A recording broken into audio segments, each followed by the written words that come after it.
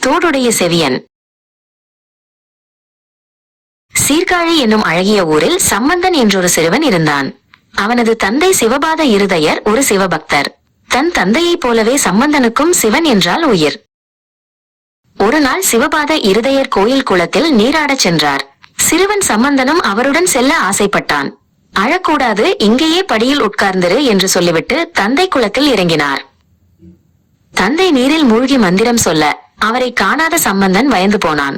கோயில் கோபுரத்தை பார்த்து அம்மா, அப்பா என்று அழத் தொடங்கினான். குழந்தையின் தூய அழுகுரலை கேட்டு கையிலையில் இருந்த சிவபெருமான் மனம் இறங்கினார். அவர் அன்னை பார்வதியை பார்த்து புன்னகைத்தார். உலக அன்னை பார்வதி அழும் குழந்தை மீது பாசம் கொண்டாள். அவள் ஞானம் என்னும் தெய்வீக பால் நிறைந்த ஒரு தங்க கிண்ணத்துடன் கோயில் குளத்திற்கு இறங்கி வந்தாள். அவள் சம்பந்தனிடம் வந்து அவன் கண்ணீரை துடைத்து அந்த தங்க கிண்ணத்தில் இருந்த ஞான பாலை ஊட்டினாள். அந்த பால் பசியை மட்டுமல்ல, தெய்வீக ஞானத்தையும் கவிதை அருளையும் குழந்தைக்கு வழங்கியது. அப்போது சிவபாத இருதயர் நீராடி முடித்து படியேறினார். தன் மகனின் வாயோரம் பால் வழிவதைக் கண்டு, யார் கொடுத்த பால் இது?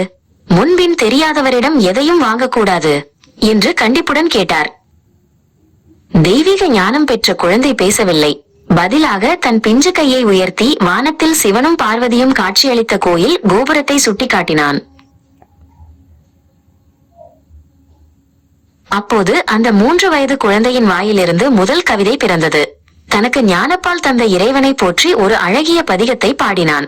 தோடுடைய செவியன் என்று அந்த பாடல் தொடங்கியது. தன் மகனுக்கு இறைவனே அருள் புரிந்ததை உணர்ந்து சிவபாத இருதயர் மெய்சிலிர்த்து நின்றார்.